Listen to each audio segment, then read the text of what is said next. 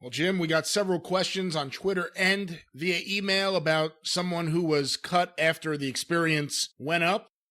So what do you think about him being laid off? But also, what do you think in general about Chris Hero / Kassius Ohno?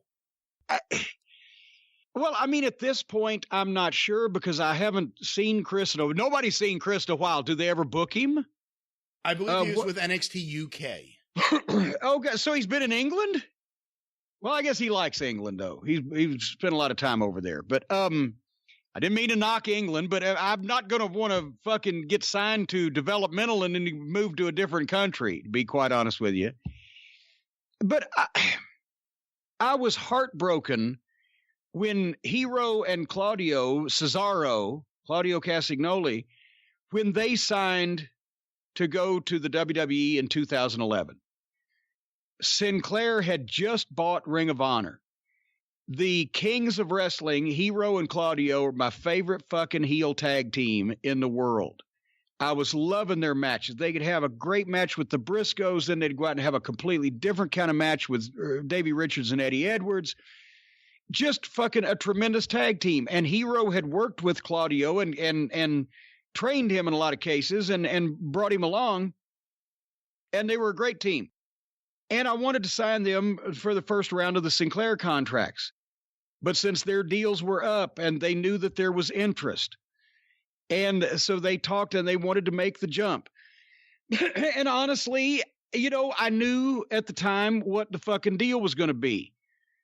They were going to get there and they were never going to have another tag team match together because they didn't want to start tag teams and keep tag teams together. They wanted Claudio because his fucking physique was fantastic and his size, and instantly that was going to catch everybody's eye.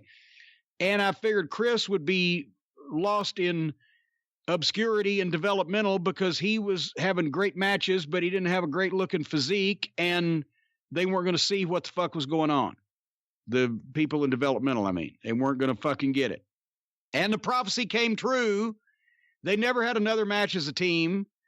They liked Cesaro and moved him up to the main roster, and Chris was down there in developmental for 2 years and left, right? Then he comes back to developmental, 3 or 4 years ago, and signs again. And now, apparently, I guess what they've been doing is using him to have good matches with the guys because he has great matches with everybody. And so they signed him and sent him to another country to have great matches with people that they're going to fucking use, but they've never used Chris Hero. And to top it all off, I was right about Claudio. They fell in love with his physique and blah, blah, blah. And I think for a while he was on the Triple H's good side or whatever. And then they've kind of buried him because I saw him a few years ago. He was more over and presented in a more prominent position than what I've seen lately. And his reaction from the fans bore that out. And now he's in the fucking thing where he's one of Sami Zayn's flunkies. And it's fucking 9 years ago that he signed. So, yeah, I loved the Kings of Wrestling. I loved watching those tag team matches. They could, if they'd have kept them together and then brought the Revival in, we'd be talking about a whole different level of tag team wrestling right now. Because those guys together would have been insane.